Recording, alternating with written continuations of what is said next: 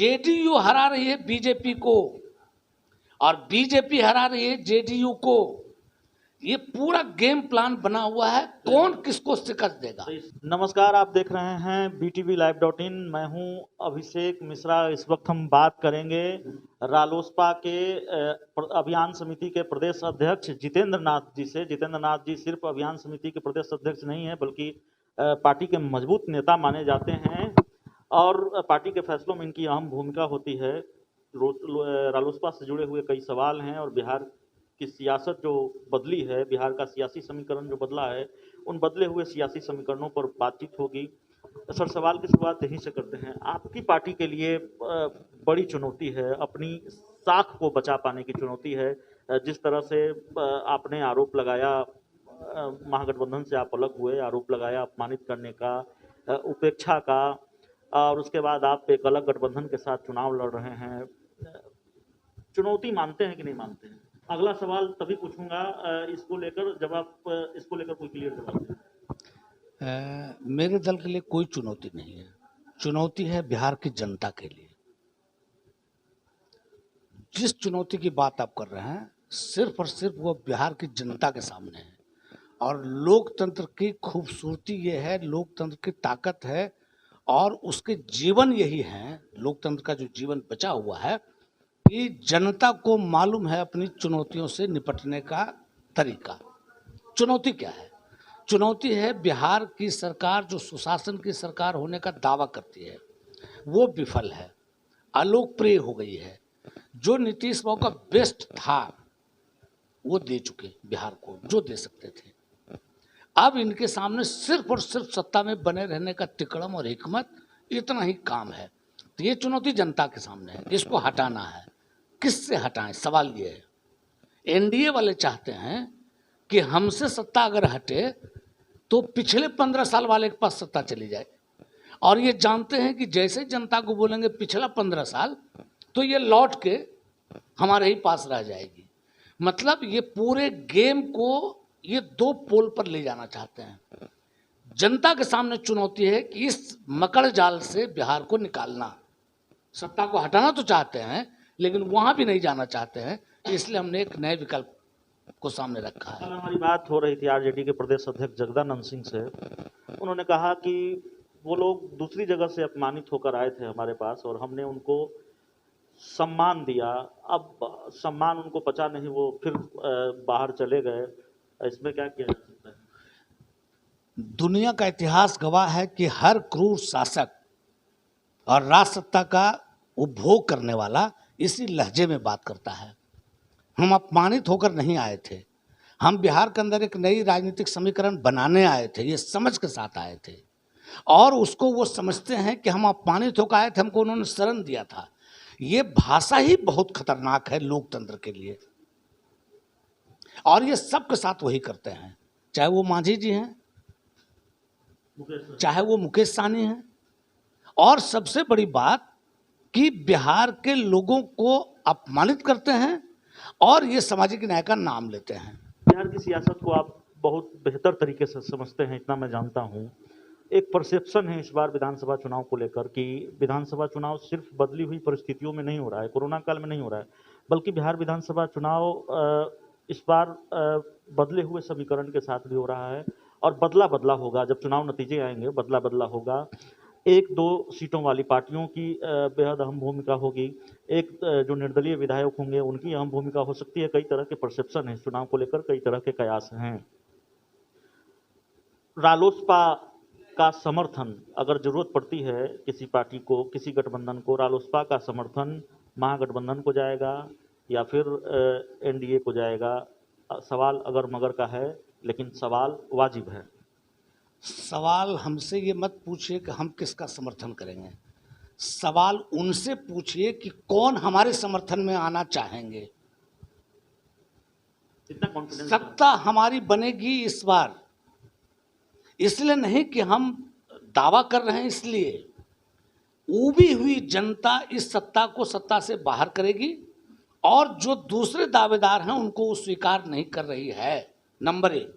Number 2, आप एक बात बताइए जिसकी अनदेखी मीडिया वाले भी कर रहे हैं, बहुत विनम्रता से मैं कह रहा हूं, और संबंधित दल तो बिना वो कर ही रहे हैं। देखिए वो क्या, एनडीए इंटैक्ट था और एकदम फर्जी सर्वे आ रहा कि 140 150 उनका बस चले तो 243 जीत लेंगे।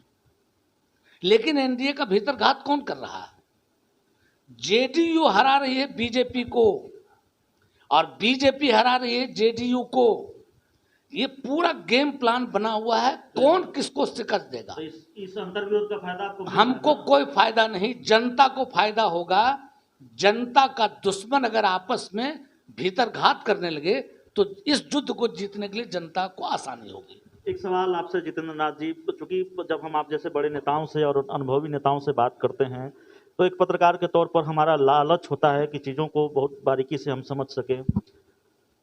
महागठबंधन में एकजुटता का दावा किया जा रहा था और आखिरी वक्त तक हम सवाल पूछते रहे और कहा जाता रहा कि नहीं महागठबंधन एकजुट है। क्या हुआ? उपेंद्र कुशवाहा ने मुलाकात भी की थी, क्या चीज़ें रहीं, कितनी सीटों की मांग आप कर रहे थे, आखिर क्या हुआ कि आप लोगों को अलग होना पड़ा, इतना बड़ा डिसीजन लेना पड़ा? देखिए बातचीत अंदर क्या हो रही थी तो हमारे राष्ट्रीय अध्यक्ष जी शामिल होते रहे, वो बेहतर, और इसको सबसे शेयर करें इसकी आवश्यकता नहीं। पार्टी के नेता के तौर पर आप किस तरह से देख रहे थे? मैं देख रहा था इसको। हम क्या कह रहे थे, गठबंधन इंटैक्ट है, और दूसरी बात कह रहे थे कि गठबंधन के साथ ही बैठ करके नेतृत्व कौन करेगा गठबंधन का, इसका निर्णय कर लेंगे।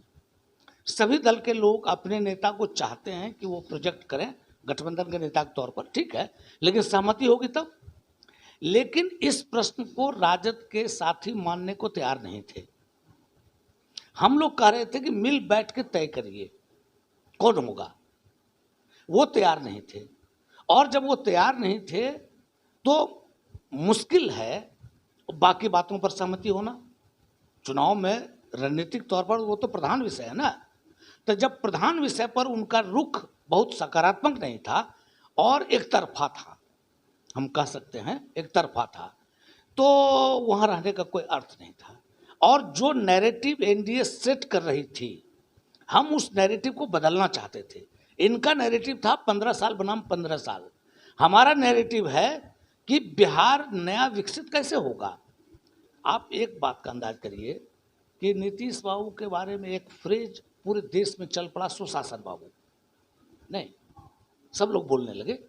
लेकिन आज इस देश में शासन प्रबंध का जो ग्रेडिंग है, सरकारी और गैर सरकारी जो एजेंसियां ग्रेडिंग करती है, उसने तय कर दिया कि बिहार का शासकीय प्रबंध सबसे निचले स्तर पर है। एक आखिरी सवाल है हमारा, बिहार में जैसा कि मैंने पहले बताया कि बिहार में इस बार सियासत के समीकरण बदले हुए हैं और कई तरह के कयास हैं, कई समीकरणों को लेकर कयास लगाए जा रहे हैं, कई समीकरणों पर चर्चा हो रही है सोशल मीडिया पर भी और सियासत के गलियारों में भी, हम लोगों के बीच भी।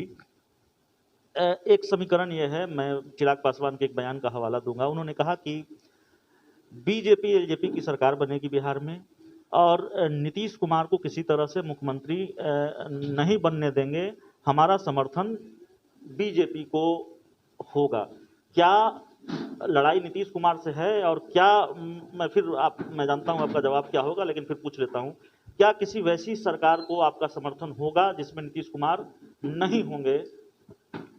पोस्ट पोल सिचुएशन पर कोई सवाल अगर होगा तो जवाब देना बहुत ही बने समय के प्री मैच्योर्ड होगा, अपरिपक्व है ये वक्त, उसके लिए वक्त आने दीजिए, हम लोग बात करेंगे। लेकिन मैंने को लेकर सॉफ्ट रहे हैं, मैंने no no no no no हम एक बात के लिए सॉफ्ट हैं कि बिहार के अंदर इस बार ऐसी सरकार बने जो अकाउंटेबल हो। ये सरकार अकाउंटेबल नहीं है पीपुल के लिए। एक पहले घूस चलता था, अब घूस का नया नाम हो गया फीस। पहले वीडियो साहब घूस मांगते थे, ये काम का 5,000 लेंगे, 10,000 लेंगे, दरोगा जी घूस मांगते थे, अब फीस हो गया। वृद्धा पेंशन लेना है 2,000, इंदिरा आवास लेना है 10,000, आपको नाली बनवाना है 5,000, फलाना काम करना, दरोगा जी खून केस की पैरवी सुनेंगे 1 लाख। मैंने हम रेट हम नहीं जानते हैं पर, लेकिन सबका रेट हर जगह हर अधिकारी के यहाँ बना हुआ है। आपको ठेका लेना है इतना %, फीस हो गया है। और इसको हम लोग बोलते हैं संस्थागत लूट। नहीं, आपकी तरफ से आने वाले जो बयान रहे हैं, कई जो ट्वीट्स रहे हैं, ऐसा लगता है जैसे बीजेपी को लेकर कोई सॉफ्टनेस रही है। हमको एक ही चीज के लिए सॉफ्टनेस है, वो है बिहार का भविष्य, बिहार की जनता। तो बिहार का भविष्य और बिहार की जनता को लेकर सॉफ्टनेस है।